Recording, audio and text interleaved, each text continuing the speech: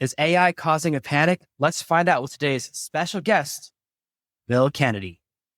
Welcome to the Artificial Intelligence Podcast, where we make AI simple, practical, and accessible for small business owners and leaders. Forget the complicated tech talk or expensive consultants. This is where you'll learn how to implement AI strategies that are easy to understand and can make a big impact for your business. The Artificial Intelligence Podcast is brought to you by Fraction AIO, the trusted partner for AI digital transformation. At Fraction AIO, we help small and medium-sized businesses boost revenue by eliminating time-wasting, non-revenue generating tasks that frustrate your team. With our custom AI bots, tools, and automations, we make it easy to shift your team's focus to the tasks that matter most, driving growth and results. We guide you through a smooth, seamless transition to AI, ensuring you avoid costly mistakes and invest in the tools that truly deliver value. Don't get left behind. Let Fraction AIO help you stay ahead in today's AI-driven world. Learn more and get started at fractionaio.com.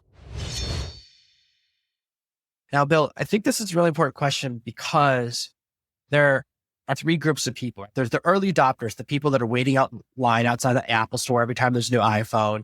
Then there's the people that are trying to catch the wave right in the middle.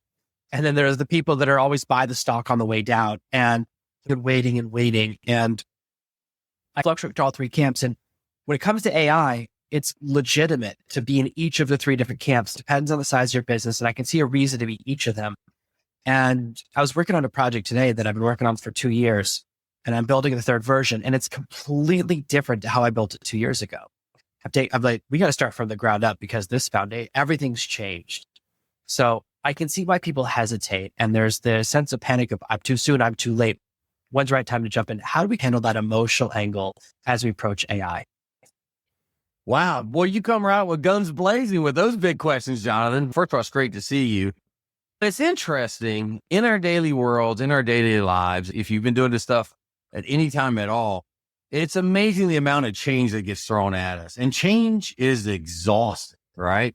So whether I'm building an app or I'm fighting with tariffs or I've got HR issues, something's always for sure coming at us.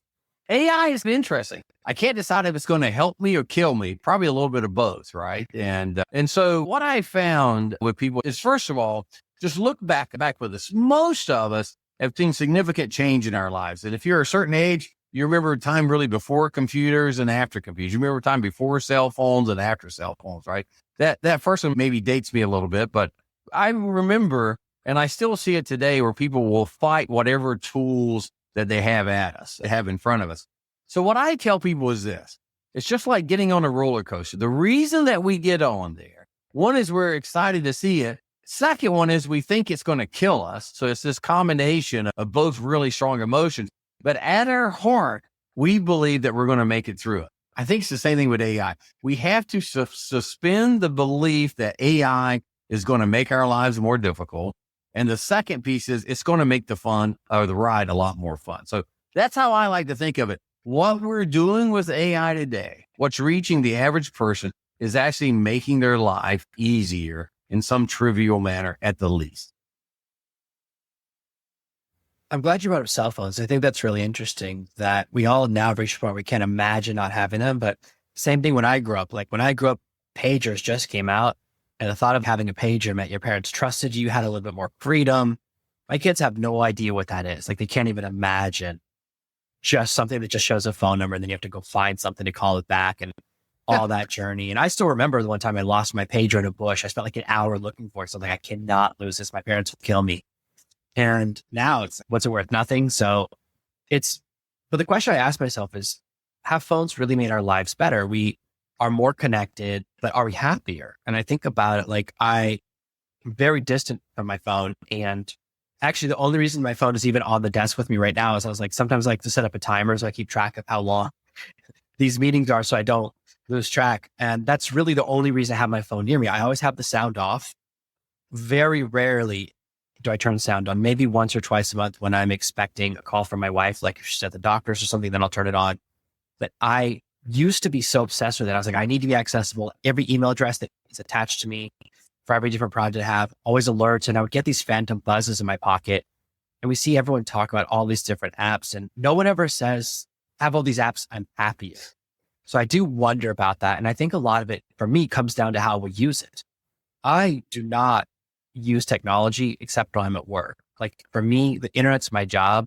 If it wasn't my job, I'd be outside all the time. Like I'd rather be outside swimming with my kids on the beach, walking in nature in a mountain, whatever it is, like connecting to the real world is getting more and more important to me. But I think that part of the fear of artificial intelligence is that it's an unstoppable force and it's really changed things. Like, do you remember when people used to have a work phone and a home phone? That's gone. Like that separation has changed. We've now merged. And the thing I worry about is the merging between your personal and your professional life more and more.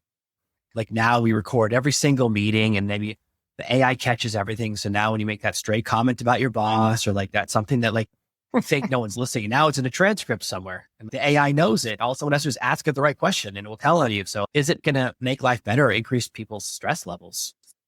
I think it does both. I remember first time I bought a house, this is years ago, same exact thing you were talking about. I had to go in, sign everything, and it wasn't there. The second time I bought one, we actually bought it over a fax machine. And we were traveling out west. I was out there for some meetings and I had to find a place for them to send me a fax. So we were actually driving through the Black Hills in South Dakota. I pull over to a Denny's restaurant. I go inside and it turns out they actually had a fax machine. I get the guy to let them fax what I needed to that machine so we could sign papers and own a house. Today, you can do it all on your phone. So it makes it so much more convenient. But the stress that comes with being immediately available 24 hours a day, 7 days a week is nerve-wracking. You don't really feel that you can't respond to it. And that's why I got the same problem. I have phantom buzzes on my phone when I'm in my pocket. I don't, is it going? And I'll be somewhere in a meeting and I'm looking at that, trying to pay attention, which makes me horribly inefficient. But with that enhanced productivity becomes this always on type of persona, which it makes marriages tougher. It makes your free time go away. It does all the negative things that you can deal with. I actually think AI has the capability to make this better for us because one of the things now that I see is I'll get an email and I've got Microsoft products and there's Copilot on there. It'll summarize the email if I wanted to. It says, what does this email say? It'll pull the notes out. Same thing with these meeting bots that come in and tape everything. Just like you said, I hope my boss doesn't listen to me all the time. But we'll come in and summarize, say, here's the 10 key points. Now, it makes it so much easier, but now instead of having that one meeting, that one call, we've got 10 meetings going on. So every time we free space in our life, we don't have to read the whole transcript. AI is doing it. We seem to fill it back up with something else. I think that's really the issue is we are jammed at so much every day, jammed up, and we have so much coming at us. We keep adding more when we find free space. So this brings actually one of the most important concepts for me and how I run my business and my divisions at the company I work at now as well, is that every time I hire someone new, I try to employ today for my consulting business. And he was like, what hours do I have to work? And I said, I don't care. You work for me 40 hours a week. I'll give you a list of tasks. You tell me how many tasks you can finish this week. At the end of the week, if those tasks are done, we're all good. And he was like, I was like, you could work 40 hours straight Monday and Tuesday and then take the rest of the week off. I don't care because I don't want to spend the time to monitor you. Like I have all those tools that takes the screenshots, monitor someone's time. And if you're tracking their hours, now it's more work for me. And we've had a big shift towards that with remote working. And I see this problem a lot of remote working where you track by time and that rewards inefficiency. If something's going to take 30 hours, you can stretch it to 40 and you don't have traditional tasks. I'd rather avoid that whole game and just do task-based payments. That makes life so much easier. Here's the task you said you get done and do that. But because we have this issue, which you brought up, which is so important, which is that every time we get more free time, we fill it in. Like I see this from a lot of AI consultants. They go, hey, I'll help you save 2 hours per employee every week. And so, yeah, that has no value unless they refill that 2 hours or something else. Otherwise, someone's taking up lunch. Now I got to give them more tasks. There's something really interesting that's happening in places that charge by time, like lawyers, they charge every 3 or 15 minutes, depending how serious your law firm is. If they get the job done in half the time, how did they bill for that? They actually are rewarded for making a task take longer, which is a very interesting thing since my family, except for me, is all lawyers. So we're thinking about that concept a lot. And I think that this is like a really critical part. Now, what I love about your work, and this is something I wanted to dive into next, is the concept of 80-20. Everyone knows the 80-20 rule. Nobody does it. The really hard part of the 80-20 rule is the analysis portion, is to look at the end of the week and say, what did I do? How valuable was it? And that's where AI really shines. So one of my favorite things to do is I can take a screenshot of my LinkedIn data. LinkedIn is great. Of all the social media platforms, it gives you the most analytics on the back end. I take a screenshot of that, throw it into whatever AI I want, doesn't matter. And it will analyze the data for me. Because I think that's where most people mess up. Because I've seen previous methods where it's like you turn on a time tracker and you track your own time. I don't want to do that for my employees. Why would I do that for myself? But if I can look at all the different things and get a sense of what moved the needle the most, I think that's really one of the first places we can start to shine. I think that we want to be efficient. We all talk about the Pareto principle. We all say we're going to become more efficient, but most people really struggle with the implementation, with being able to analyze, either tracking how you spent your time, which tools will do now for you automatically. And then when you combine that with what generated revenue, what worked, but it's that analysis portion, I think, where a lot of people get stuck. In your experience, is that where people get stuck when they're trying to do 80-20? Yeah, 100%. To get to the data and they're not sure what to do. You said so much that it was so important. Many of our jobs that we have, many of our businesses are predicated at getting paid by being inefficient. So if you're an attorney and you're charging by the minute or the hour or whatever it is, if you can do that in half the time, holy cow. So I think we'll see people moving more towards value sales. I'll do this, but it's XYZ. The other thing that you said that was really important is, like with us, we give unlimited vacation time now. We don't even track it anymore. As long as you and your manager agree that you can go, you go. You have to do your work. So if your work takes you 10 minutes a week or 40 hours a week or 100, we don't actually care. We just judge by, can you get the output done? And there's mixed blessings that come with that. Some people will tell you rightly that when you give people unlimited vacation, they actually take less vacation. It's an interesting conundrum, but they're in control of it. They can decide what they want to do and where they're going. And I think we're going to see more and more of that as traditional things that take a long time to do, build a website, write a contract, write a speech. Now AI can give me the rough draft of that. Can't give me the final one. Typically, you got to go through, but they can give me the rough draft and something in 5 minutes, analyze the data from LinkedIn. I remember having to load that into an Excel, then do the calculations myself and say, all right, what does that mean? And think about it. Giving me that rough draft, defeating that white page saves me sometimes hours on end. Does that mean I should make less income? Does that mean I should work harder and go get more clients? So you have to decide on each and every one of those. So when I look at where this is taking us, I think just as the calculator made us do math faster, the phone allowed us to communicate quicker, the computer allowed us to put so much together, I think AI is going to do the same thing. It's going to make us far more efficient. You're going to see different pricing models, different things coming out to folks and then the charging on how we got into it is for sure going to have to change and how people get paid. Otherwise, you're going to incentivize people to delay, almost lie to you to make a reasonable living. In a lot of specialties that I know about, you have to make it seem to take longer than you. One of the people that I trained is a copywriter. A normal long form sales letter is supposed to take a month and she'll finish in 2 days. I said, don't deliver it because they'll pay you less. Quality, it's just she'll finish it and then wait 2 to 3 weeks to deliver to the person and get paid more. And there's this idea that if it takes longer, it's more valuable. So this also happens a lot in logo design. So the logo's ready in an hour, but they go, if I wait 2 weeks to deliver it, then it'll be more valuable because there's a perception of value. Unfortunately, this is a problem we have. And I'd rather have it now. So we have to create a value for immediacy. We have to have this psychological shift, I think, in that because if for a lot of things we want it now, like we want fast food, why don't we want a fast logo? Why do we think longer is better? And one of my mentors a long time ago is like, why do we have to suffer in order to experience success? Why do we feel like the more you suffer on the way, the more valuable the success is, the more you'll appreciate it? Why not? Like, why do we feel like that's necessary? And I think that's one of the things I had to think that stuff a lot. I think that all the time. So I have to suffer. Otherwise I won't appreciate the experience. I don't know how true that is. I think I can appreciate not suffering. That's what our parents told her. You got to pay your dues. You got to get in there. You can't start out at the top. You can't. Yeah, and a lot of times it's true, right? To grow, it takes 20 years to grow an oak tree. And it takes 9 months to make a baby.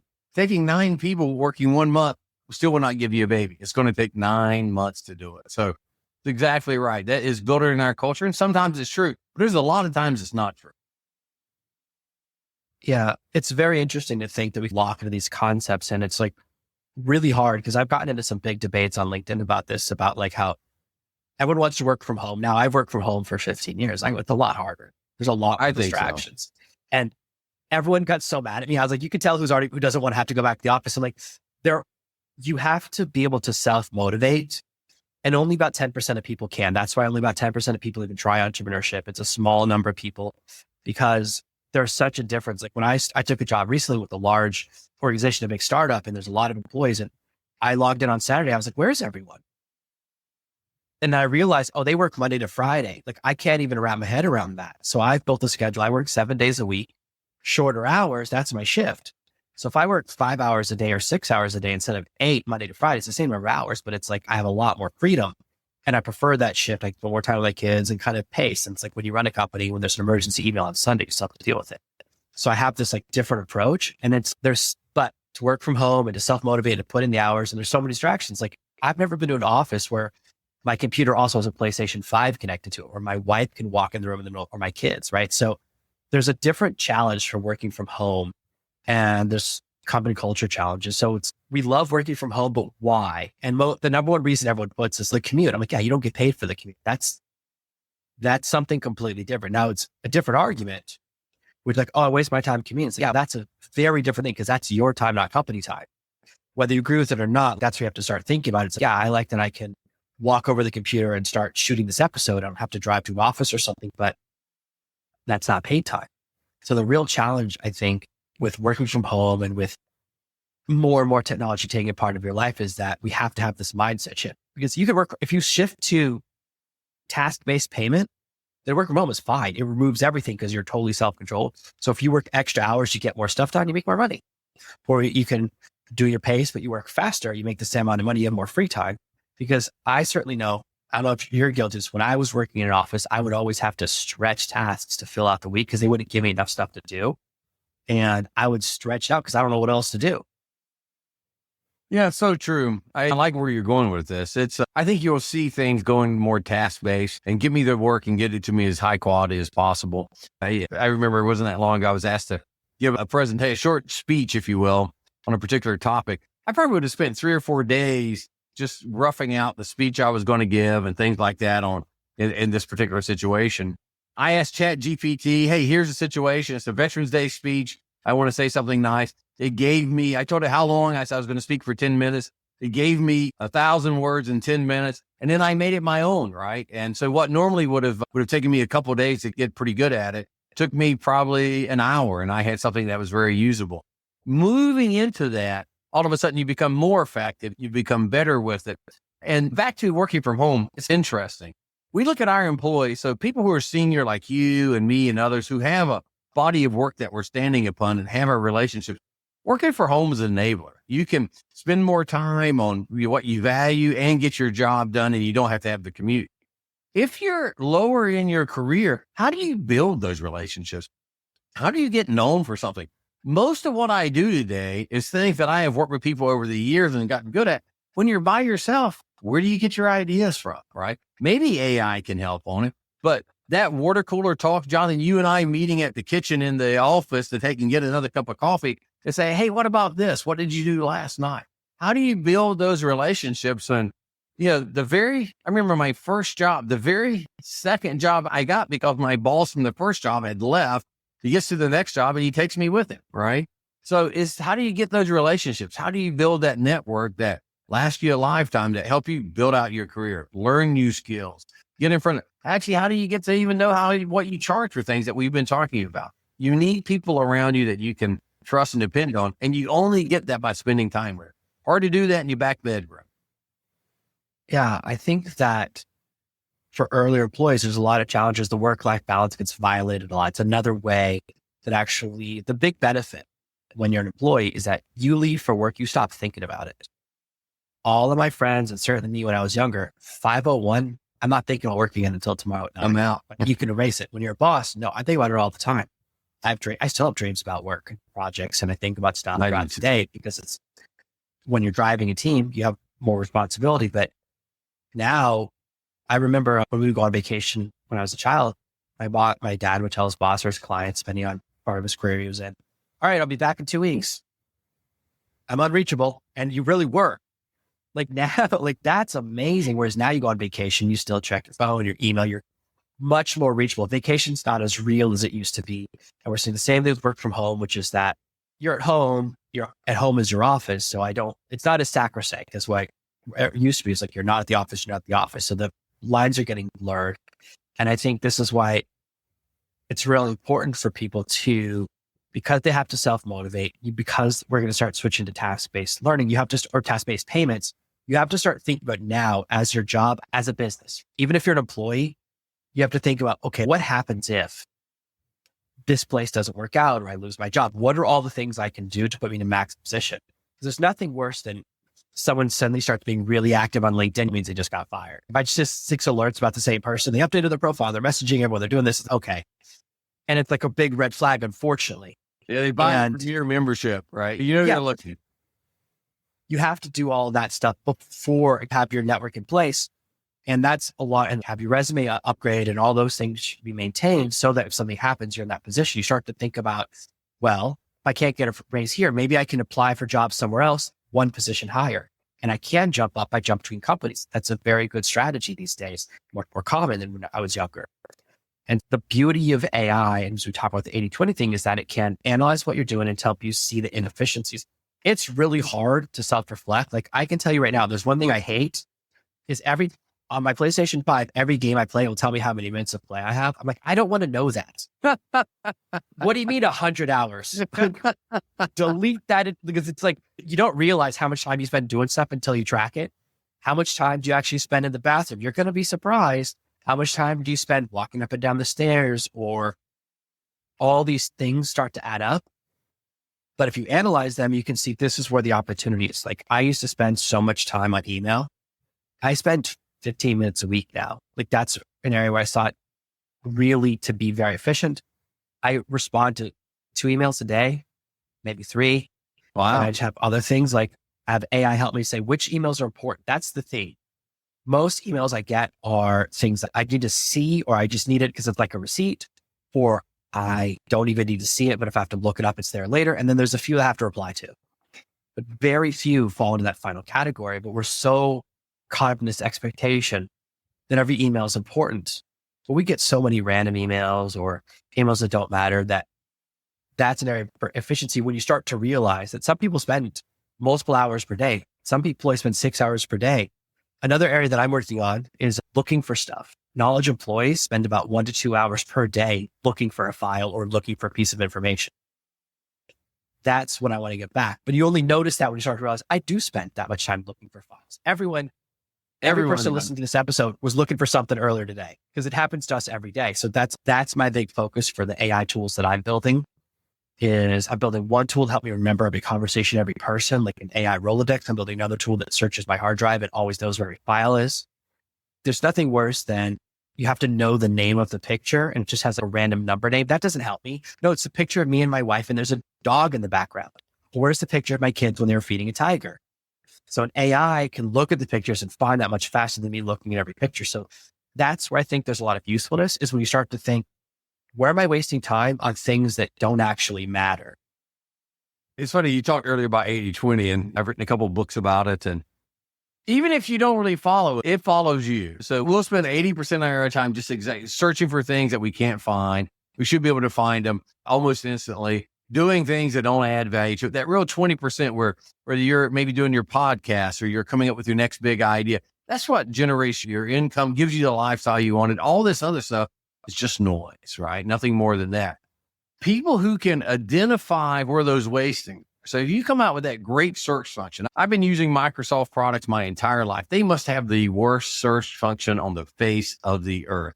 I'll put in like Jonathan Green. I got to call. What's this kind? I'll put it. I get back green turnips. I get back. It's just nothing. And I'm like, where's this at? It's the same problem that Google has. I'll put in a particular sentence or search word I'm looking for. I get back 1 billion responses. It tells me it does it in 0.19 seconds, and it takes me 4 pages before I find where we're at. What AI is doing, what people like you are using it for, and coming up with these great tools like you're talking about, is I can go into whatever my favorite GPT is, type in that same thing, and it will, based on whatever, give me back this very coherent, Is this what you're looking for? It's quicker, it's faster. I find it to be much more relative. And then I can start honing that down for it. With the new one, I upgraded to that $200 a month one just to see how it works, right? It's amazing what it will do. It's amazing. I'm rolling out some training tools and things, putting it online. I'm trying to figure out, what do I want to charge for this? What does the market bear, right? So I type in this, nothing, just plain English language, and say, all right, tell me what these types of courses are selling for. It goes away for about 5 or 10 minutes, and I'm watching it because it'll tell you what it's doing. You can actually click on it and see it. It goes through 88 sources across the internet, right? And it says, I'm reading this, I'm checking that. And I think, geez, that's what I used to be doing on the piece. And it comes back, it puts together a really nice spreadsheet for me, says, here's your options, here's what it is. I begin refining and get deeper, but within 5 minutes or less, probably, it's given me more knowledge. It would have taken me 2 or 3 hours to figure that out using Google. Google's a wonderful tool. I spent most of my adult life using it, but what AI is doing today, it's special. Yeah. Yeah. I think that's where the magic comes from, is to look at, you're still there at the top of the pyramid. And I feel like AI really moves every employee into management. Yeah. The AI writes your blog post, it writes your LinkedIn post, but you still have to read it. You still have to tweak it. There's always something that's a little bit wonky. I was actually working on a sales page today, and it had the word surfacing in there twice. Like, it surfaces the contact you're looking for, my contact software. And I was showing it to my friend. He goes, what does surfacing mean? I go, oh, I thought it was something I just don't know. I just assumed it was like, I didn't know the right depth. I was like, I thought it was some cool submarine term. He's like, no, that's definitely the wrong word. It's on the sales page twice. And I was like, it did it twice. So I figured I must just not know what it's talking about. Like, it's past the first pass with me. And that's why you always have to have that quality control check, management check. Every time we see, like, there was an incident this weekend where a really big AI company's chatbot went rogue and said that a bug was actually a feature. So it doesn't matter how big, it is a $3 billion company. They're in the middle of an acquisition. And it's like, there's the person goes, that's not a feature. That's a glitch. What are you talking about? You changed the way your whole platform works. And it got into the news cycle. So even the biggest companies still have things go wrong. So it's really important to, even though everyone still uses AI to do their jobs, to get good at it, because there's a massive difference in the quality of results based on who's driving it. It's just like, you could put me in a Formula One car. It's not going very fast. I'm still not going to win the race. So I'm not sure I'm going to make it around that corner. So there's still a skill element to it. And I think that's the critical part for people to realize, is that it's just like another tool, just like learning how to send emails and learning how to use a word processor makes you faster. But we just want to be careful, because with any tool, we could very easily fall into becoming more available during more violations of the work-time balance, all of these negatives. But if we use it correctly, exactly as you're right, and I hope that's the direction we go, and it helps you to get your job done faster. You can have more freedom. You can live anywhere you want in the world, and you can get more amazing things done. And I think that's what's really exciting now. I know you're working on a big project in the 80/20 area. You're starting to teach some stuff. Can you tell us a little bit about that, and where people who want to learn more about this concept to take to the next level can find you online? Yeah, absolutely. So just want to finish up what you were just saying. I think it's so important. When people worry about getting displaced because of AI, it's just the opposite, right? It just gives you the starter. It still takes a human being who's skilled in what they're doing to get out really great work. And you can tell when someone's just copied and pasted, right? That doesn't really make sense. They've got some word in there like surfacing, right? Like you're saying, it just doesn't make sense, right? And so the project we're working on is we're launching the 80/20 Institute. So one of the things that we've seen, and our customers have really told us, and our clients have told us, and our own companies have told us, is like, how do I deploy all this? What do I actually do with it? And we think about learning in the 70/20/10 type of framework. 10% is formal training, right? It's reading the books, it's looking at the videos. 20% is that mentoring piece, right? Having someone actually walk you through it, do the educational side. And then 70% is the OJT. And we think the model we have really answers this across the board. So on 10%, we have hundreds of hours of video, right? People, experts in there actually teaching the classes. You can see that we have the books that go with it. We have the voiceover PowerPoint, almost in any way that you would like to experience it. The next 20%, we have a community based online. It's called the 80/20 Institute, right? You can go right to our website at the 80/20institute.com, and you can sign up to learn about more information on it. And we are launching this out to the public. That's where you have a community of people, expert practitioners in there who will help you. If you have questions, they can answer, but you can You can go through all the training. You can go through all the learnings. You can get the advantages of it. Now, here's an interesting little secret about training. When we look at the statistics, about 8% will actually complete the training. About 20% will start it. But when you put a live person in there with it, a coach, a person available to it, and they're looking for you won't get 100%, but the vast majority actually go through, get the training, understand, and they retain it. So 20% is available through you in that community. And then the final piece is we actually will come and help you implement it. Or we can refer you to someone who will come out and actually help you go through with it, whichever one you would like. We believe the 80-20 Institute fills a gap that out there today that no one has been able to fill before, which is that formalized training and then having a community to answer your questions that you can become part of, and then introducing you to either people on our team or people, other ones that can help you execute. So it's exciting for us, right? We're soft launching it right now. And our goal is the beginning of next month, we'll make it available for everyone. They can come in, sign up on the internet and go right with it. So thank you for your question. That's amazing. Thank you so much for being here, guys. As always, we'll have the links in the show notes right below this video if you're watching on YouTube or LinkedIn. Thank you so much for being here again, Bill, for another amazing episode of the Artificial Intelligence Podcast. Thank you for listening to this week's episode of the Artificial Intelligence Podcast. Make sure to subscribe so you never miss another episode. We'll be back next Monday with more tips and strategies on how to leverage AI to grow your business and achieve better results. In the meantime, if you're curious about how AI can boost your business's revenue, head over to artificialintelligencepod.com/calculator. Use our AI revenue calculator to discover the potential impact AI can have on your bottom line. It's quick, easy, and might just change the way you think about your business. While you're there, catch up on past episodes, leave a review, and check out our socials.